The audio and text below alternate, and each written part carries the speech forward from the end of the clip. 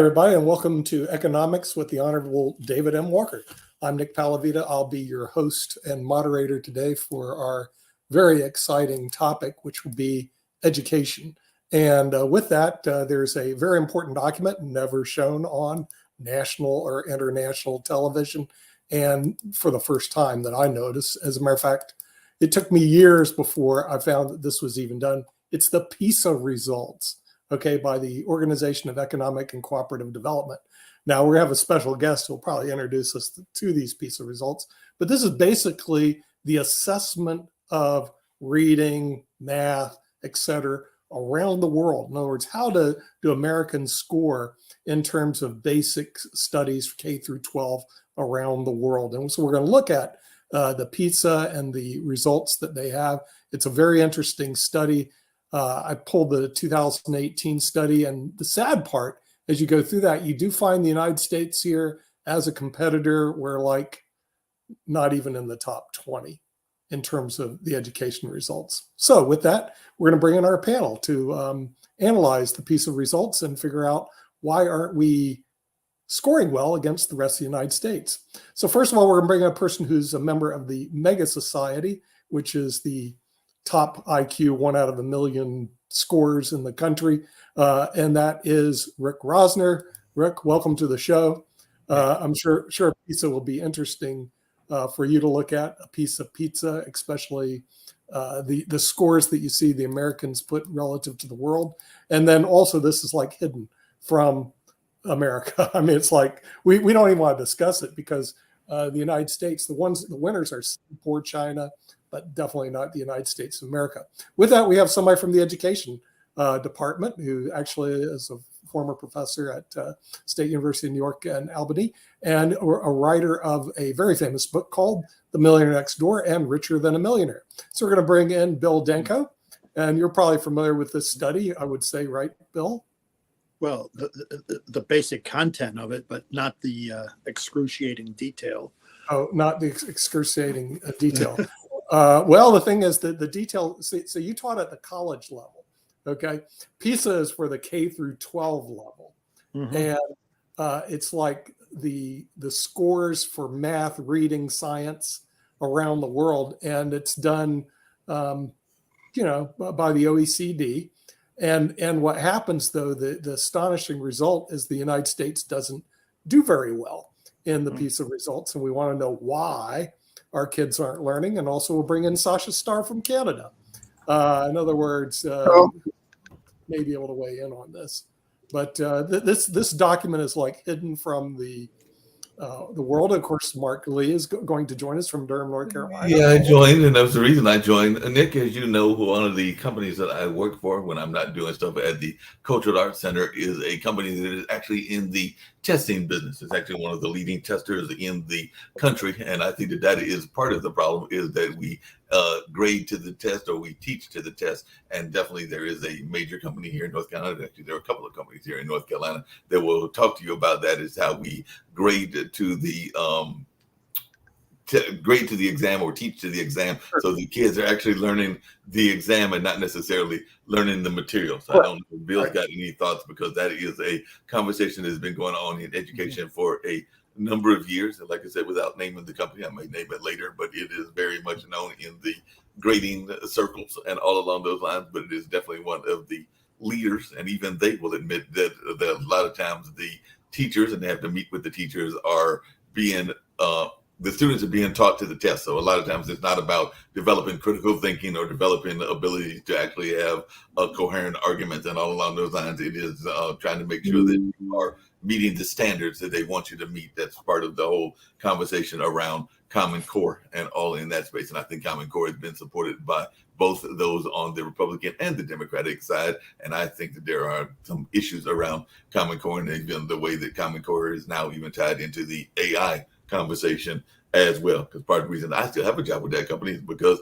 of the fact that they feel that AI can't, while it can grade effectively and grade very effectively, that it can make errors and that it may not understand human nuances. So they have to have us humans do cross-check, for lack of a better term, and all along those lines. But Bill, any thoughts about this nature of education? You wrote that great book, The Millionaire Next Door, and everything. But I do know that a number of folks, and I've had folks in my family that have been teachers, including some that have passed on, they will tell you that that is their frustration, is that we are too busy teaching to the test. That was the expression I was looking for, and not necessarily getting folks to have a understanding of what they are learning. But Bill, any thoughts? Well, yeah, that I would like you, Nick. You said you have the 2018 edition of this report.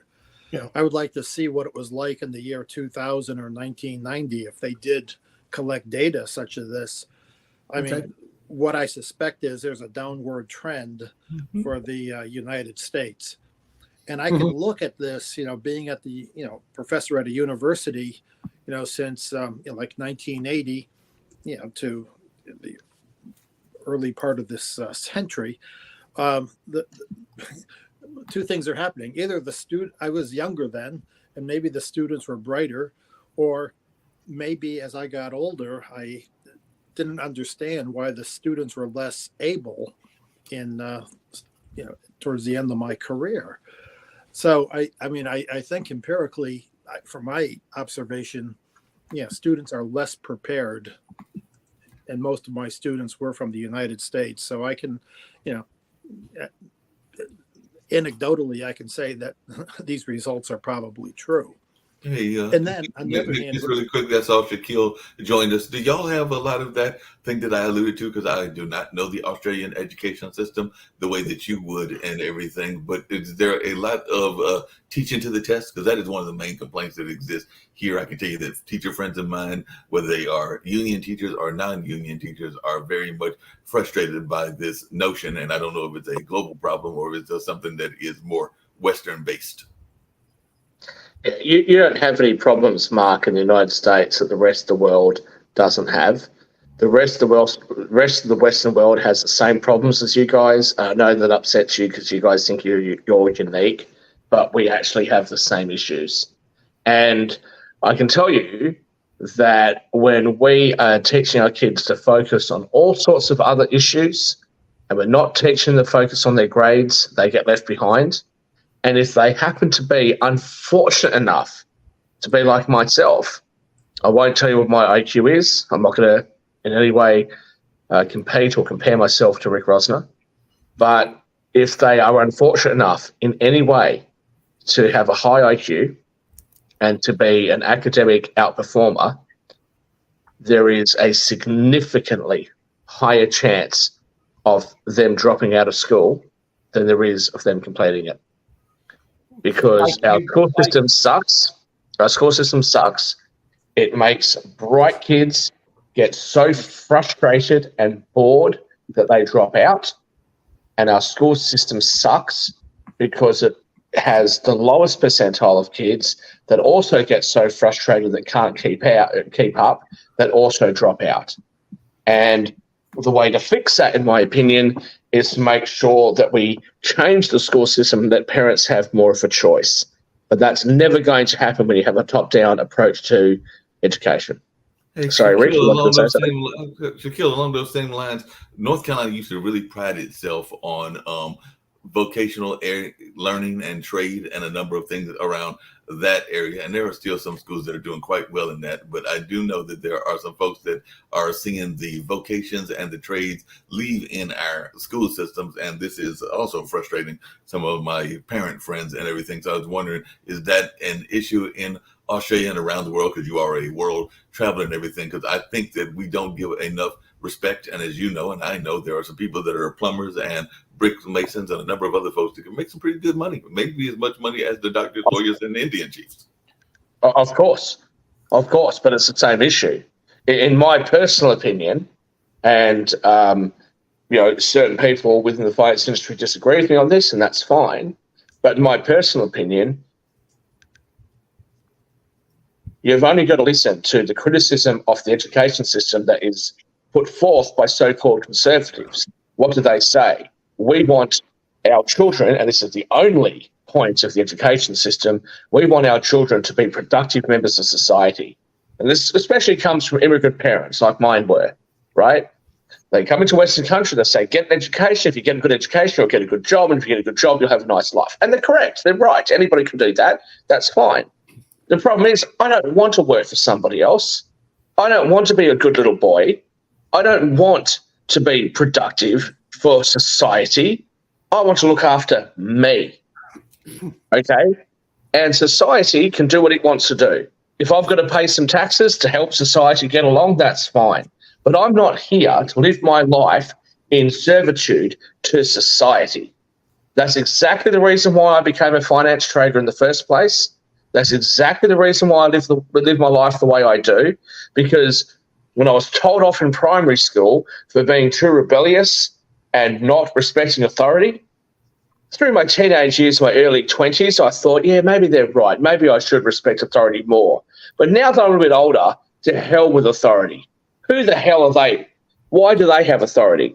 So this is the problem that we have with the school system. We are institutionalizing our children from their earliest ages. They go to school, the bell rings. Between that bell and the next bell, you've got to work on your schoolwork, whatever else it is. Then you have a break. The bell rings, you've got a break. Then you have another bell, now you go back to school. Then you have a bell and you've got to go to lunch, right? Very regimented, very much like you're working in a factory. To hell with that. That's not how education was working a few hundred years ago, and we did pretty well back then. I will not comply, and I will certainly make sure that my children, if I'm ever blessed with them, will not comply. Rick. All right, so one among many challenges right now is that one of our major political parties is anti-public education and anti-science. And that's on top of kids, extreme distractibility now, because there's so much awesome stuff that you get from the box in your hand, and that you can go to Google and get the answer to anything within a half second. And I've lost the ability. I used to read 5 books a week. Now I'm lucky to get through a book a month because I'm always looking at stuff on Twitter. But we need a push for public education, and we need the Republicans to quit pushing against it. Rick, you're intelligent enough a person, an old enough a person, to make your own choices. If you think Twitter's a problem, get off it and go to your library if you think you should be reading more books. But I want to make a bigger point. When I was growing up, I went to a Christian school many Christian schools as I was growing up. Richard Dawkins came out with this sort of, not anti-intelligent design sort of thing, Darwinism. And he targeted children. And I watched those, much to the ire of my school teachers at Christian schools. But I watched it anyway. But it was allowed to happen. Now we have the reverse. Now we have science, as you've called it, so-called science, that we know for the last at least 20 or 30 years has been politicized. We know that you can't get grants for certain types of studies. You can only get grants for certain studies that comply with a particular political view. And the science has been slanted. And you point that out, and you're called some sort of radical right-wing extremist. If we really believe in science, I'll ask the same question I asked a handful of weeks ago.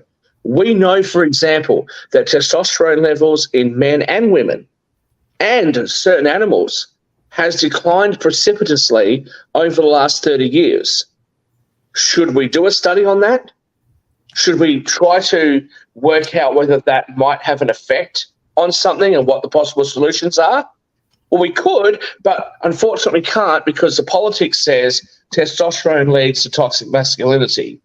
So when people want to sit there and lecture conservatives, which I am not, but if people want to sit there and lecture conservatives about following the science, yeah, I'll follow the science when the science is fair. Also, I'll follow the science when I can read both sides of the argument, even arguments that I don't agree with. Richard Dawkins, for example, there was a study done where the question was asked, we breed horses and greyhounds and other animals based on their genetic traits to build or to breed stronger animals. So would it not make sense that we could do that with humans? Now, obviously, we don't want to go down that path as a species. We don't want to go down that path, especially after what happened in Germany. We don't want to go down that path. But the question of would it work is a different question to the ethical question of should we do it? Those are two different questions.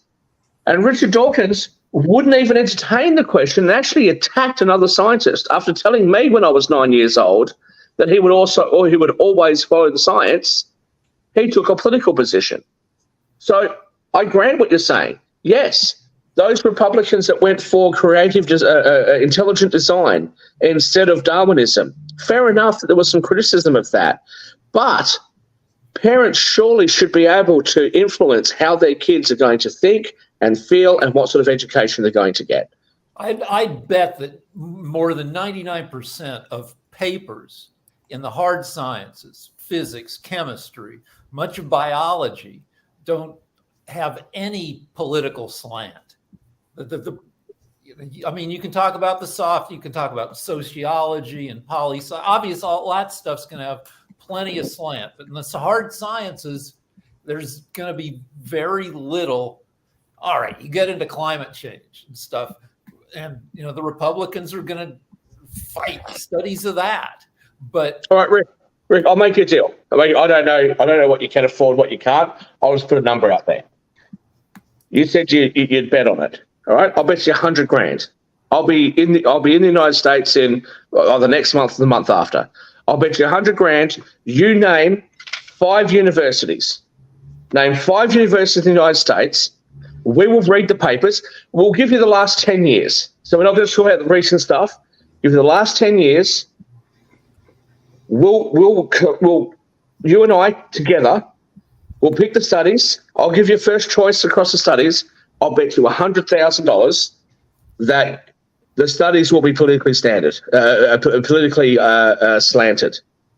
Hey, You have a bet?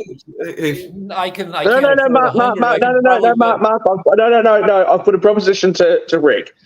100 grand. If you can't afford 100 grand, we'll go with 10 grand. If you can afford that, we'll go to $1 million. You name the figure. I'll put the bet on with you. My wife would kill me if I went more than $350. All right. Well, $350 then. But if you lose, you owe me dinner as well at the French Laundry. Okay, $350. Let's do it. That's more than $350. But we have to stick to the hard sciences, chemistry. Yep. Physics. Hard sciences. You get to pick the universities. They can't all be California, but they can't all be Republican universities. So you pick the universities. We will pick 10 scientific papers.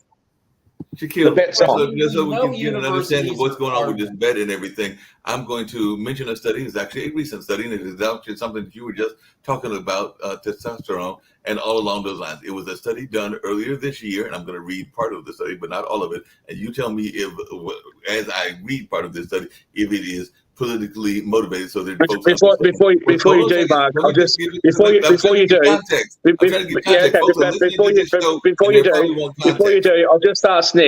ask Nick. Can you please correct that, because it wasn't just 100,000. I was prepared to go to $1 million, but he turned me down and he offered 350. Yeah, but just really quickly, this study on testosterone, this is what it says in the opening, and it is from Harvard. We all know that we love how much we love Harvard, but it says, what do you think of testosterone? What comes to mind? Macho man, aggressive, impatient type A behavior, road rage, violence. Testosterone's role in bad behavior is largely a myth. What's more, testosterone plays other important roles in health and diseases that may surprise you. For example, that you know that testosterone is a key player in prostate cancer, or that women need testosterone too. There's more to testosterone than guys behaving badly. Learn all about the sex hormone here, including its primary benefits. And then they go into some of these primary benefits, including development of the voice, the deepening of the voice, appearance of facial and hair, and sex drive, sperm production, and a number of other things. They even talk about ovarian function and bone strength with women, as well as sexual behavior, including libido. That was part of so the this study. shouldn't turn into the. That was part of the study. So my Yeah, question all right, is, all right. Like this shouldn't turn into the testosterone hour, but I can tell you personally to that study that I am dealing with dropping levels of testosterone. I've lost muscle. I've lost rigidity of a particular part of my body. So, and I've worked in a bunch of places with people who were testosterone heavy, including steroid users and dealers. So yeah, I'm familiar with testosterone and what it can and can't do. Right. And my only question to everybody on the panel, because it also talks about enlargement, prostate enlargement, dealing with difficulty urinating, liver disease, acne, fluid retention. And there are some people that might say that notion of the masculinity part of it would be politically motivated, but they actually said that that is counter to what their study was and all along those lines. So my question that I asked earlier was, from what I read, and I could go into more of it, does that sound like that have political overtones? Because that was my question. Yes, we know yes, it does. It does, because if there was a precipitous drop in the observed rates of estrogen within the population, we would be concerned about it. Okay. Right. Now, I don't hate women. I'm not a chauvinistic pig. Okay. I might make some chauvinistic jokes, but most of the women that I know will laugh along with me because I'm being a dickhead. Okay. I love women, and women, although I'm single, women generally love me. Okay. We have to look at what are the changes in hormone levels across our own species and also across other species. If we are seeing changes look, if you want to go political with human beings, if we are seeing changes in animals, and we can also observe that there has been a precipitous drop in testosterone levels with those animals, Kimberly, I still love you, come back. If we can see those drops, shouldn't we be studying that? The fact that those studies have been proposed and have been knocked back for funding, why? Why should that be knocked back for funding?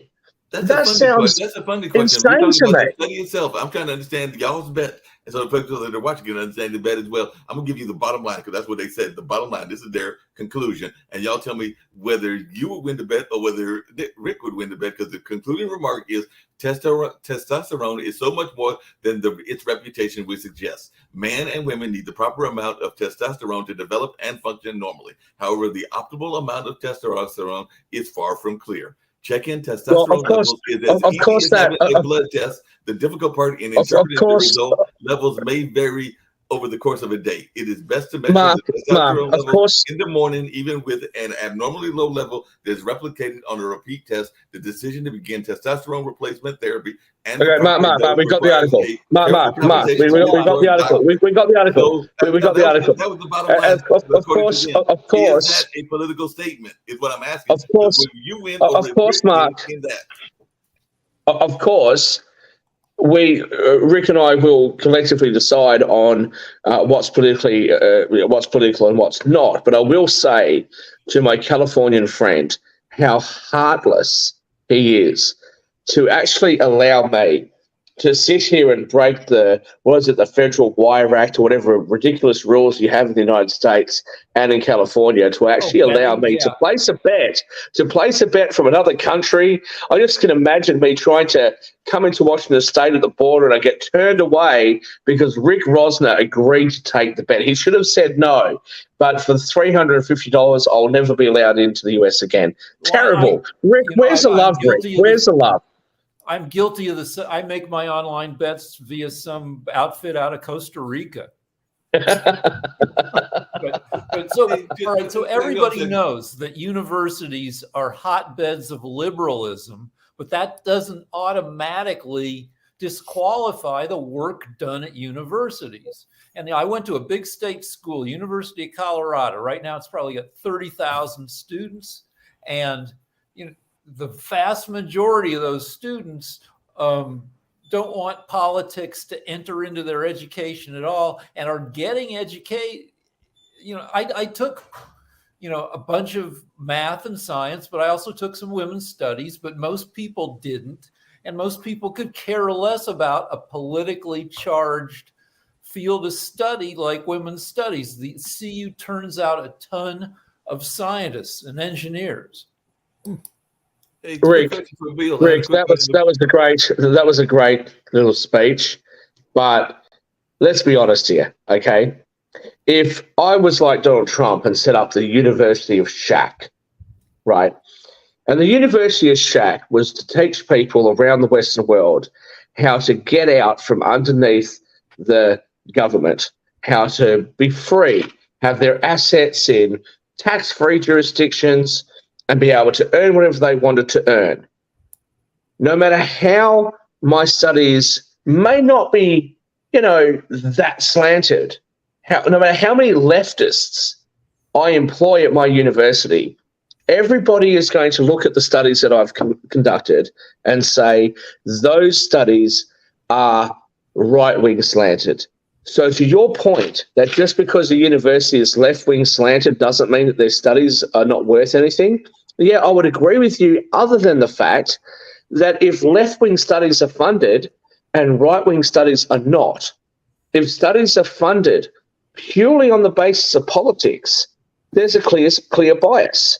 And we know that publishing houses and major media outlets are preferencing one side versus the other. And the worst thing for someone like myself, especially when I look at the stuff that's going on in America, is I'm really not that political a person. I really don't take hard political positions. I try to listen to both sides.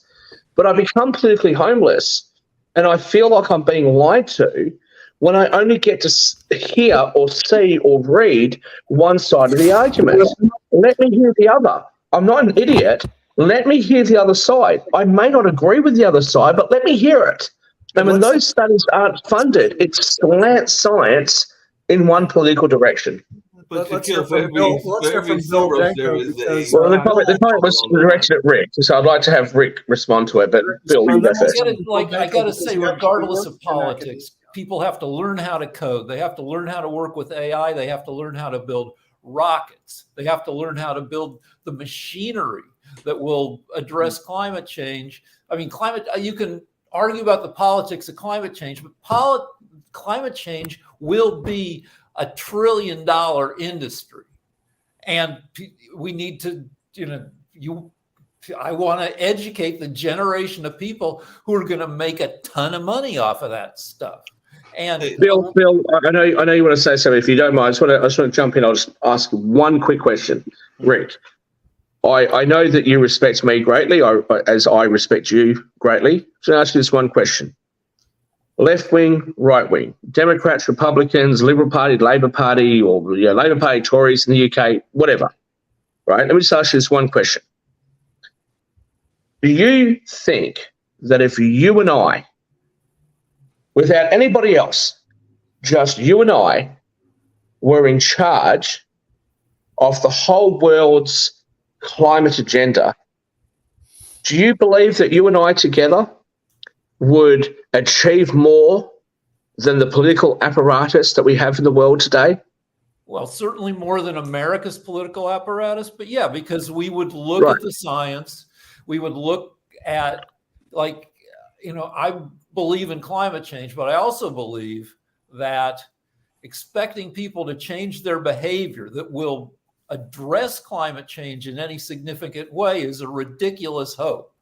So if you and I were in charge, we would be trying to find ways where people didn't have to make dramatic changes. We'd be trying to find ways that are practical, that are economically viable, etc. The point that I'm making is we are entrusting, if it's true, and I don't fully agree with this, but if it's true that the world really is as imperiled as the climate change people say it is, why would you trust government people to solve this? Government people haven't been able to solve healthcare. They haven't been able to solve the environment. They haven't been able to solve taxes. They haven't been able to solve, the problems of the justice system. They've made a mess and a mockery out of everything. Why would you, if you really truly believed that the environment and climate change was this much of a calamitous threat to our very existence, the last people on earth that you would entrust that responsibility to would be politicians, surely. But to my main point, Rick, you and I could sit here with the other panelists. We could sit here for the next week or month and come up with better solutions than what these turkeys in politics are coming up with. And that is the major problem with the world today. No, hold on a second, Rick. Hold on. I want politicians to get out of the way. Technology is what's going to, like, you look at the Baltic countries, the Nordic countries, these little countries with 2 million people. The U.S. is a giant tanker ship that is tough to turn, especially when people on the bridge are fighting. It's little countries that can be scientifically nimble, that can embrace modernity. The U.S. right now can't. Yeah,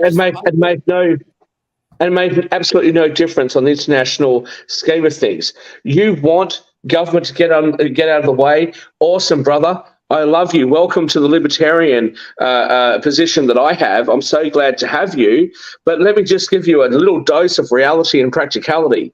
You want government to get out of the way? I want Taylor Swift to come on a date with me. Neither is going to happen, my friend. Well, I hate to say this, but he's already hold dating, on. Last thing, then I'll shut up. The last thing is, all I want is a push for math and science, the same way we had starting after Russia put up Sputnik, the first satellite in orbit in 1957. The U.S. pooped its pants. We freaked out, and we decided we were going to push math and science, and we pushed it hard for 20 years. And that's the reason we live in the high-tech, paradise we live in now. Hey, Rick, do you really believe that the powers to be would want there to be an articulate and intelligent citizenry? Of course they wouldn't. So I agree with you. That's what we want, and we'd be better off for it. But they deliberately dumb us down. Bill Danko's written a book. Yeah. Now, I disagree with Bill and with David M. Walker on death taxes, and I will argue about that till I'm blue in the face. But I can tell you, I would have rather read his book when I was in year 7 than to have read the bullshit economic stuff that I read when I was in year 7. Okay? They don't want people like me to get access to information. They don't want a citizenry which is well-informed and rebellious. People who can actually call government out on both sides of politics when they do the wrong thing. That's not what they want. And have you ever, Rick, hang on, Mark, have you ever known an instance in history where they've actually wanted the major percentage of the population to be informed? Have you ever known that to exist? Well, I grew up. Hold on a second, Rick. Shaquille, along those same lines, I actually want to get Bill involved in the conversation as well, and I was actually going to ask him the question in this way and all along those lines. But Bill, one of the things that I've heard people complain about the education system way back when, including back in the 70s and definitely the 80s and 60s, is that we have been encouraging people to learn to go to work for corporate America and not necessarily to try to do what Shaquille has done a very good job of, which is being a self-made man and an entrepreneur and all along those lines. So do you feel, Bill, that is a legitimate argument? Because I've heard a lot of people that say that we are literally training folks to go to work for the corporations and not to try to come up with more ways of being financially free, which I know is something that Nick talks about a lot, is financial freedom and financial literacy. But I'm just wondering, is that a fear that you have as well? Because I hear a lot of people are going like, yeah, my kids are going to school and they're going to go work for, I'll just throw out a company, Glaxo, and they'll be working at Glaxo for all those many years and everything, but they won't necessarily be doing anything but getting into the corporate culture. But your thoughts, Bill? No, there's some truth in that. I mean, in terms of a vocation. But one of the things that has been happening in the university system, certainly in the United States, is we've gotten away from the idea of free discourse and having opposing views and having a discussion. We have these safe spaces and have with these trigger words. I mean, it is absolutely a sham when you look at some of the teaching methods that ignore, as Shaq rightly points out, we have to hear the opposing arguments. But sometimes there's too much of a sensitivity among the students and the professors to have any kind of discussion. So the university system has contributed to the problem, that's for sure, in terms of lack of critical thinking and preparing students for, a career or multiple jobs in their career, right?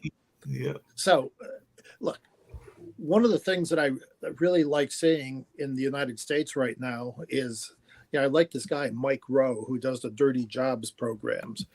There is so much, when I talk to some of my contractor friends who are getting to be my age, and I'm asking them about their succession plan, they said, there is no succession plan. I can't get anybody who wants to get dirty like I did in my younger years. So, I mean, we have some real disconnects in our society, that's for sure. I mean, who's going to do your finished carpentry? Who's going to do your competent drywalling if we don't have some skill? Or the pipe fitting, getting down and dirty is something where money can be made and there are legitimate careers, and the university isn't going to address those issues. But the university is falling down. They're not encouraging free discourse, and there's not enough trade schools. All right. These are some of the fundamental problems that we face right now in education. Can I respond to a couple of things that Bill said there? Firstly, Go for it. Bill has a PhD. He's written a couple of books that I've bought. We've got David M. Walker, very knowledgeable person, former Comptroller General of the United States. I disagree with them about the death taxes. I was going to back down. Now, okay, I was a bit animated at the time, and I was in Dubai, and I just came from an anti-tax conference, so I was a bit more animated. But I wasn't going to back down. Neither would I now. They're free to disagree with me. I'm free to disagree with them. I respect them both greatly. I respect their positions and their opinions on things. I just happen to disagree with them.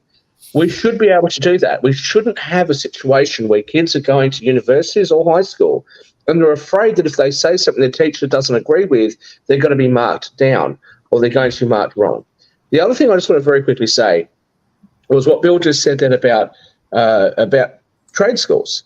Look, there's a lot of kids that don't like academics. They might be really bright kids, but they just don't like academics. Why shouldn't they go into trades? But the more important point, actually, of what Bill just said was how many kids or young people don't want to do the hard yards. Now, I'm not trying to tell you that I've had it hard in life. I'm not going to try and say that whatever money I've made has been as difficult for me to make physically as, like, I don't know, being a brickies labourer. Like, hell no. Like, there's no way that what I've done has ever been as hard as that. Okay, I did actually start off in a trade, by the way. We won't go into that. But I've never done that kind of laborious work, nor would I claim to. But I see a lot of young people that come into finance, oh, I want to be just like you. And I say, okay, that's fine. A lot of the time, it's fairly easy. But when the shit hits the fan, like it did in September 11, I was a bit too young for it, so I wasn't quite on the trade desk. I was partially because I was a trainee. But in 2008, 2007-8, there were weeks where I didn't even go home, where I was taking caffeine tablets, and we'd fall asleep at our desks, and like the phone would ring, we'd answer it, we're like, oh, and we're trying to like keep our brains together to try to put on trades because we had people's retirement savings and stuff on the line. It was hard, and this went on for weeks.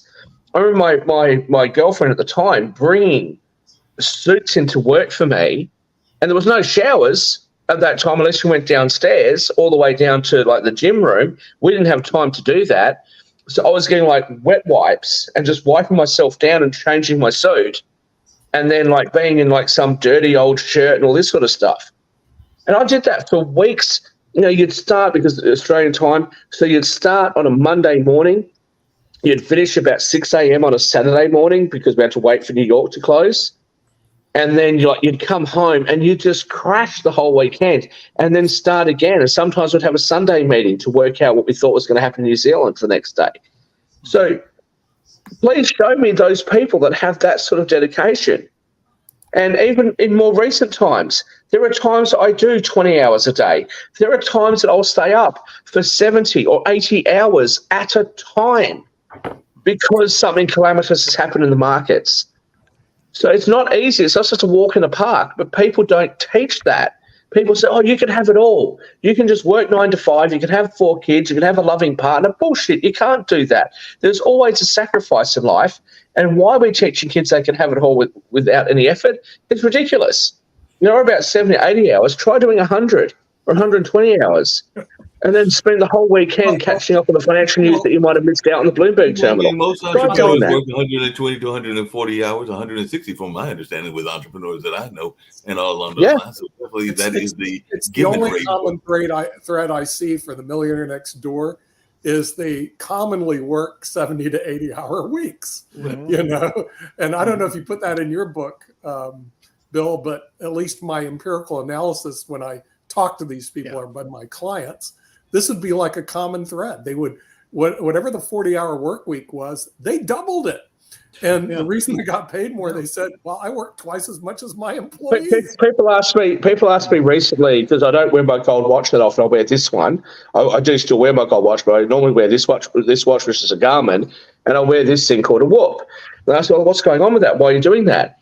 So I've got a former military person who's the Australian equivalent of like a Marine or something like that. And he monitors what I'm doing and tells me to exercise, and I never do them, but he tells me to exercise stuff. And he's a very good friend of mine. He rang me one day and he said, Shaq, what the hell's wrong with you? What are you doing? I said, what do you mean what I'm doing? He goes, you know that I can tell when you're sleeping, when you're not, right? He said, you had, from Monday to Saturday, you had 4 hours sleep and you didn't even get those 4 hours in one hit. You got 15 minutes here, you got 20 minutes there. You can't do that. You'll put yourself into an early grave. And so when we had that sleep doctor on a few weeks ago, and I said, so I don't know how you make people less fancy. I can't imagine any of the generations after after the greatest generation fighting World War II. Like for most of the 40s, 50s, 60s, every able-bodied American male had to give 2 years to the military. There's no way that people would put up with stuff now. You look at China. China is eating the world's lunch, but they're a dictatorship. They tell their people, you know, where to live, how to work, where to work. So I don't know. It's tough. How do you make, you know, a more sensitive generation into, you know, educated, you know, nose to the grindstone people? It just really quickly, because I saw Sasha was back with us and everything, and we've been talking about the education issue. And just Sasha, really quickly, how much of the education in Canada is part of the budget and all along those lines? Because I know that on the economic show we talk about different aspects, and you're there in Canada, and you also have an understanding of Ukraine, your home country, before you got involved in this horrible war and all along this line. But definitely, how much of the education conversation comes up in even the politics of Canada? Because I know that education becomes a major issue, both politically and economically here in the States, and I would imagine around the West, but I'm not as familiar with Canada as I should be, even though I have a cousin that lives up there and is involved in the Native American culture and all along those lines. But how important is education in the overall conversation of Canadian economics? It is important, but in Canada, federal government is not involved in education, period. It's all responsibility of provincial governments and the local governments that support. There's a variety of schools, including public schools, private schools, religious schools, and just name it. And there is such a diversity. They have national schools. I mean, it's not national. It should be some kind of schools. For example, for German kids or from Jewish kids or some. It's national schools. I don't know how you call them really, but you can select one of those schools, and they are under jurisdiction of provincial governments, and they're being regulated by such. So it's quite diverse. But again, it all depends on how good the teachers are. So you have a lot of schools, and you have a choice. Except in public schools, you must go to school which is closest to the district where you live. So you don't have so much flexibility on public schools. But in private schools, you can select and you can choose any school you want, provided that you are happy with curriculum, teachers, and the level of education that you get there. The colleges are very vibrant. Again, they're community colleges, or colleges which are part of a higher education system. And, so it's very, very diverse, and you have to go really from province to province, or even from city to city, find out what you're looking at, how to evaluate it, and whether you want to enroll, or your children or grandchildren, or whatever you might have. So it's not easy thing to discuss, actually. Yeah, that makes a lot of sense. Hey, Bill, just really quickly, because Rick kind of alluded to it earlier, the whole notion of technology and the access of technology. So as a school professor, do you feel that our students are getting enough of the technology? Because I do kind of agree with Rick that we need to make sure that the kids that are going to college have access to what they need in order for this critical thinking and critical discourse to take place. And I do know that there are various ways that they, even if they don't have their own laptops, that they can have access to the laptops and computers to get to Google and everything else. But I was just wondering your thoughts around technology and its role in education and economics. Yeah, I mean, technology is here. We must embrace it. Even the AI. I can't predict the future, but I can tell you this: exposing students to more and more things that are current is probably in their best interest. Not everybody's going to be a computer programmer or get involved with AI. But the point is, it has to be part of the curriculum. There's a corrosive argument that comes mostly from the right that education is elitist. I think we need to, and it's part of the argument against forgiving student loans, that if you let somebody who's got $100,000 in student debt, if you forgive 20 grand of that debt, that you're just throwing money at elitists. And what about, lunch pail Joe, who doesn't have that debt? Education should be thought of as, especially now with things changing so fast, it should be thought of as an ongoing process throughout your life and not elitist. Mm-hmm. Well, speaking of not elitist, this is something that I want to bring up, Bill, again. I don't know if I brought up on this show. I've been bringing up prior shows. But I think this is a very important document and for our education system to cover it. But after going through a lot of education and looking at education, no one ever covers this particular document. It's called the Budget of the United States Government. And the thing is, the reason why this is an important document, it represents 25% of our gross domestic product. And this is everything that the government spends money on. Yet, I went to 10 years of college, got a BA, MBA, JD, LLM. I even taught at Northeastern University, taught at Campbell Law School, and went through a lot of curriculum to see if anybody ever covered this in any course in the United States. Hey, Nick, I hear what you're saying. Nick, I hear what you're saying, and I agree with you. But I got a quick question. I got a quick question for you that answers maybe my thoughts around it. I do think the budget is important. I think we got to deal with the budget and have an understanding of the budget and all along those lines. But there is another document, and I have a pocket version of it. I wish Shaquille was here so that he could see, because this is just a pocket version, and it's giving fascinating facts about it and all along those lines. But I would ask you that, how many people, and I don't have any kids, but I do have my 2 nephews, how many people have actually seen this as well and all along those lines? Because you will look, that is a copy of the U.S. Constitution and interesting facts about it. Well, and I would argue that is also not taught enough.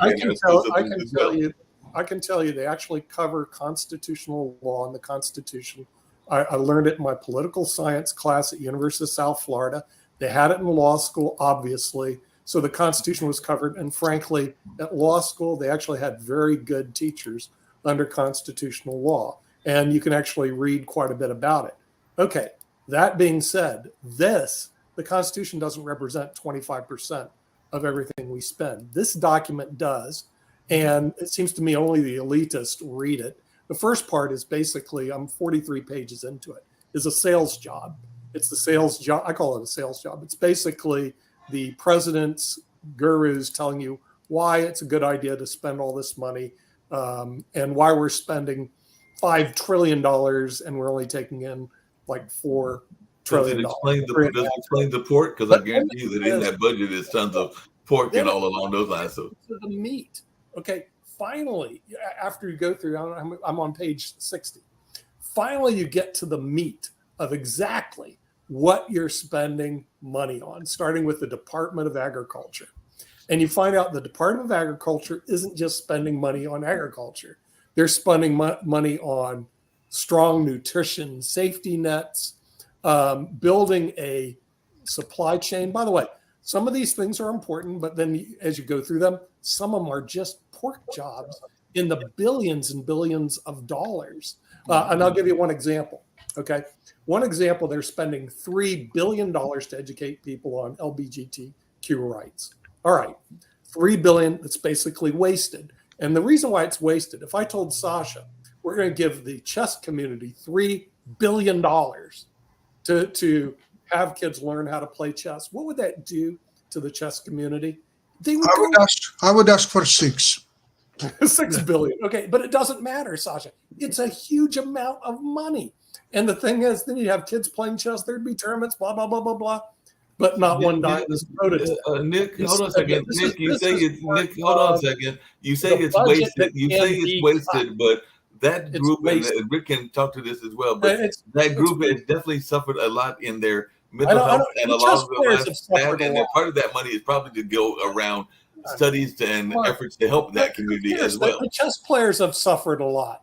I mean, the thing is, this is what I'm saying about the crying liberal, and I'm a Democrat. This is, to me, is crying liberal trash. But I don't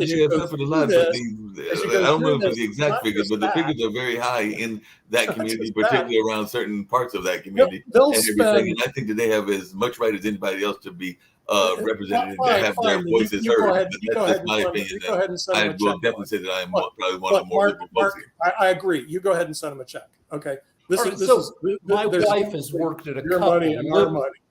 Okay? My wife has worked at a couple liberal Los Angeles high schools, and those schools have a lot of kids struggling with gender issues and are a little miserable. But you know what? I and my friends struggled with virginity issues in high school. So we should give you $3 billion? No, we should. It's a distraction that no matter even if a kid is struggling with gender issues, that kid still wants to be freaking educated and be prepared to be a productive adult. Maybe the kid doesn't realize it because the kid is all sad because, I was sad all through high school because girls didn't like me, but I still needed to be educated. We need to look at it like what you just put up here with the budget. The discussion needs to be about how to educate modern kids with the same kind of dialogue we had in the 60s when Sputnik made us re-examine how we were teaching people. Rick, I would like to remind you that 100, 200 years ago, European nobility would send their sons to Brussels to get sex education and experience at the same time. And that worked wonderfully. They were feeling really a man from that point on, and they enjoyed themselves, and that is, in my opinion, a proper education. Well, yeah, there are solutions that don't cost money. Realize the American government is broke. You got to start with a proposition, 30 trillion in the hole going 2 trillion in the hole. Then you start looking at this in a different light. Okay, connects more rural Americans to high-speed internet, $2 billion. That's $2 billion of taxpayer money that we're borrowing from your grandchildren to pay so that somebody in rural America gets high-speed internet connection. Too bad. If they want it, they can pay for it. But this is what this is what the Republicans need to go over. This is what the media needs to go over. The budget. Don't close the government down. That's ridiculous. Instead, what you want to do is go through each one of these points and look at them. It's 171 pages, 60 pages of sales job, but 100 pages of meat that needs to be discussed, and see whether or not do we really need to spend $2 billion. So if I'm a farmer in Podunk, North Carolina or Kansas, I get high-speed internet.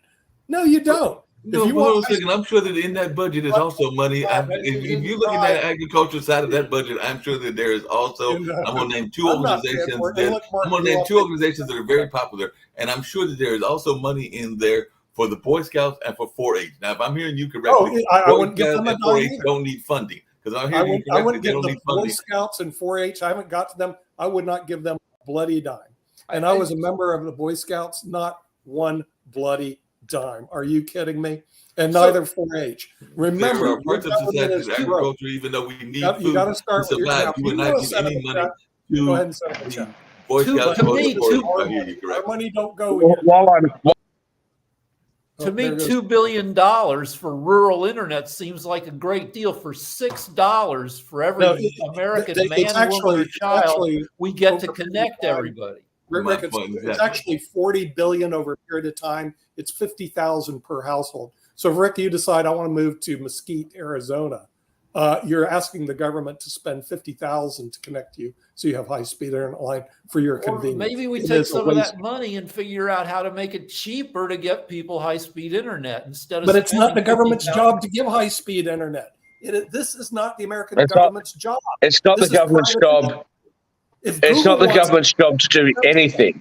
It's not the government's job to do anything. And while I'm back, before my battery dies, I want to finish off what I was saying before. These sleep doctors are trying to tell me that I need more sleep. Okay? Who the hell has time to sleep 8 hours a day or 6 hours or 4 hours a day? Get a bloody job. And if you're sleeping 8 hours a day, you need to get a second job. Okay, may I ask you I don't something? need a job. Don't you think in That's where you today's have your money working for you. Hello? If your money works for you, you don't need to work. I would Remember like that. to ask My money works harder for me, Nick, than it does for you. That's why I drive a Bentley and you live on a bloody golf course. I would like to ask you something. Don't Hold you on a second. believe Let's ask the that question. in today's society, in the United States, the internet is just as essential as the water and all utilities that government should Write them a check. Write land. your Canadian friends a check, but If don't it's ask the service government. land, you must have access to Good. all necessity. Good. Then you Electricity, pay for it. water, and internet today. It's not what was 40 years ago. Today, That's it's a the reason I live in a must-have city. thing. It's not something that, oh, you may have internet or you may not have internet. You must have access to internet one way or another. Good. That's the reason you live in Toronto. Sasha, two-thirds of the world doesn't have access to internet, and also two-thirds of the world don't have access to clean drinking water. And I'm sure if you go and ask them, they prefer the water over the internet. Wants to be a third world country, then should crash all the internet, don't provide internet, don't build anything, and you will be in a couple of years a It's third not. world country. Hey, listen. Well, Sasha, if the half-baked socialists up in Canada can't work out how to provide internet to all the Canadians, and the half-baked socialists in the Democrat Party in America can't work out how to provide internet, what do you want the rest of us to do? We pay our taxes. You guys figure it out. No, Hey, in Canada Shaquille, is hold on a this. second. This It's almost is a time to end the service show and plan everything. that somebody is buying. He is buying access to electricity, water, and internet. It must be No, part of no, the service No, Sasha. plan. No, There's Sasha. no He's not. life He's today not buying without access to it. internet. Don't you understand that? Sasha, he's not buying access to it. He's forcing me to buy him access to it. It doesn't That's matter. what's really Do going on. something else. Hold on, 'cause Okay, we gotta end so it, water everything. necessity. No, 'cause we Yes, gotta water end it is all around those necessity. Yes, No. electricity is necessity. Yes, it is. So is internet today, 2023. It's necessity. You cannot tell. Good. Oh, you people have internet. Oh, you people, no. You're not going to have internet. Hey, let me tell you, Sasha. Let me tell you, if you drop me off in any place in the United States with no money, no electricity, and just a shirt on my back, I guarantee you, in a country as amazing as America, with absolutely nothing behind me, I'll find a way. Within a couple of years, I'll own my own house, I'll have a successful business, and I'll be on top. And I don't need electricity, I don't need anything but access to a library, and I will go and knock on somebody's door until they give me a job, and I'll find one. So don't tell me that we need electricity and this and that. No, what people need to have is a little bit of self-respect. Shakil, I agree. You may find a piece of land without any services and build on your own one way or another, whatever. I have no problem with that. But if government gives you a serviced land for which it takes taxes, for which it must service that land, and electricity, water, and internet is must for this land to be. Sasha, I don't want a government that will by force steal the labor and the production of labor of others in order to give me something. I'll sort myself out because I've got enough self-pride not to demand things from other people. Okay, you agree that it's fine because the government will provide electricity, water, but no internet. Why not? Yes, internet? the government should be providing water or electricity either. The government should have nothing to do with this. Okay, as I said before, then it makes the land is not serviceable. There is a land. Really? Sasha, tell me. No problem. So what's going on in what is it where Michael Moore's from in Detroit, Michigan, in Flint, Michigan? The government provided water up there. How'd that work out? David M. Walker. How'd that work out? You know what?